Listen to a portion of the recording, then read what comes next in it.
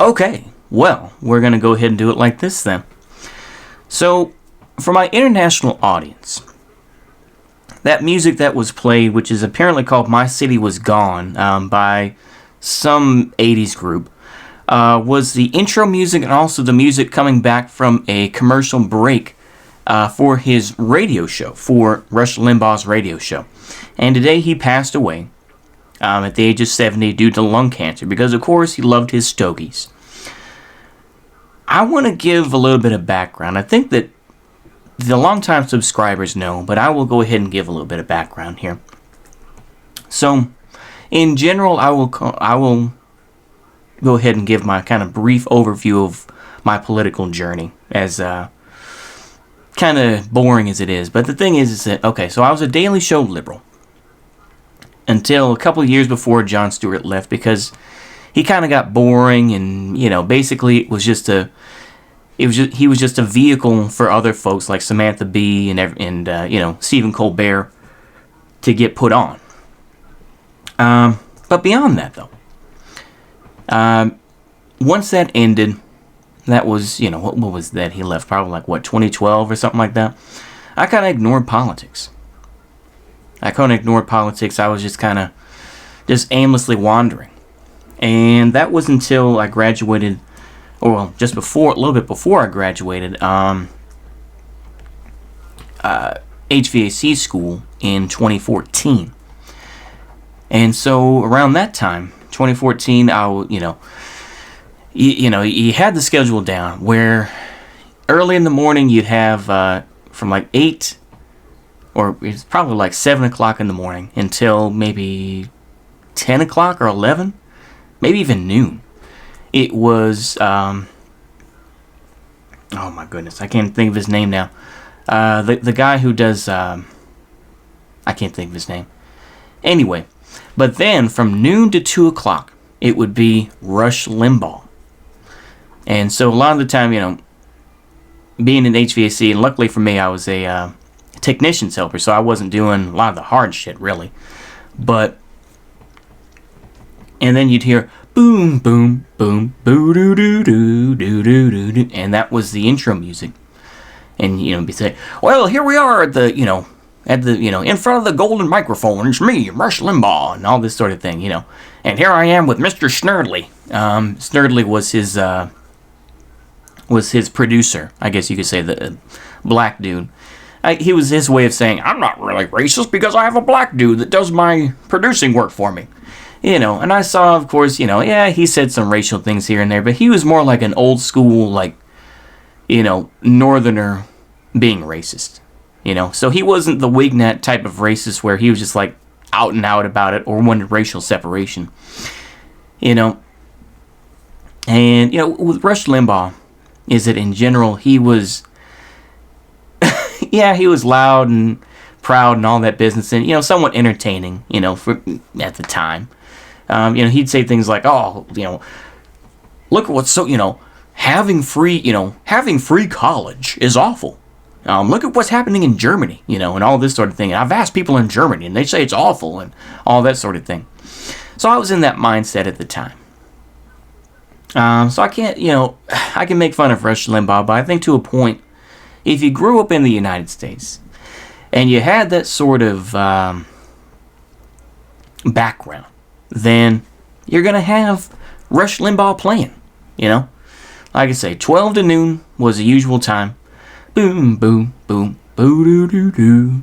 And he'd just be sitting there, sitting in the van, listening to that while, we're going to sit here for another call, huh? Yeah, it says 2 hours on the sheet. I'm not going anywhere, right? And so that's what you do, you just be fucking off listening to Limbaugh, Nothing else to do, And then you'd hear whiny Hannity, I never liked Hannity. Hannity always tried to make it seem like, oh, well, I'm still working class. I'm still working class even though I make millions of dollars, you know. He'd always talk about when he was a roofer or when he was, you know, a contractor or something like that. He'd always give some baloney story trying to make it seem like, oh, I'm still working class, guys. Just because I do MMA and just because I have a big fancy house, I'm still, it's like, it's his version of Jenny on the Block. I'm still Jenny on, it's like, I'm still Hannity that called into radio shows and stuff. It's like, come on, man.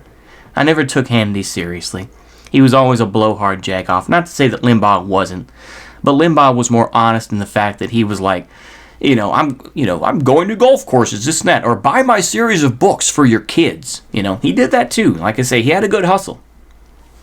Limbaugh had a good hustle going. But, people said he had about a year to live. And now, like I say, he said that February of 2020. And now, of course, it's February 2021. And he's passed away. And his wife was on there, apparently today. Which is probably about the right time. Because, it is about 12:30. And people are just starting to get this information. But, yeah. I think in general, Rush Limbaugh served the time. He was obviously a very polarizing figure. And I know I'm kind of copying what NBC said because I just saw their YouTube video about it. But, he bootlicked logging companies. He did a lot of PR for them. He, of course, was a big golfer. He worked, he was big for that. And that was his form of charity as well, And, he would talk about different celebrities that he was with and all that business. So I had a fair amount of time listening to him. And, I don't know. And, of course, people say, oh, he said racial things. It's more like what your racist boomer grandpa would say or your racist boomer uncle would say. Not out and out, like we're going to do something about it sort of racists, He was just, he appealed to your boomer grandpa. And, of course, like I say, he was kind of a wignat in a way that, he did like to pop pills. He was a big pill popper, so, you could see him popping Pervitin if he was in the Third Reich, But I can't hate on him that badly. Because ultimately, he was just part of that political journey I had. And y'all can feel as you want to about him, but ultimately, he just he served that purpose for me. It's just he kind of served as a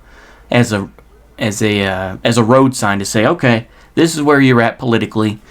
Here are the different roads you can go on, or whatever the case may be. He was just that road sign. Okay, this way to being a Wignat, this way to being Nazbol or whichever. I think that's what he served as. He served as that road mark that 20 miles to this, 20 miles to being a Nazbol, or 20 miles to be, or 30 miles to being, socialist, or 40 miles to be this, He served as that to me, I don't say that as, oh, I feel so sorry for him. Look, he had plenty of money. He lived a long life, And you could say, oh my gosh, he was so polarizing. But it's like, look, he had kind of run out of steam before that, And it's like, even, I remember this one guy I did ride with, this one HVAC technician. He's like, what's the matter, Rush? Are you still, you still getting off them pills? So they didn't necessarily like him either, but they felt a loyalty because they felt like he was speaking for them. They didn't have to like him, but he felt like he was one of the guys, so to speak. I think that's all I really have. This is getting to be kind of long, but you can feel as you want to about Rush Limbaugh and say, oh, he's awful, he's the most awful person ever. You can say that. That's fine. I don't blame you. But to me, he was who he was. To be polite, rest in peace. May God take his soul, and I think we'll keep it there. So see you later, and goodbye.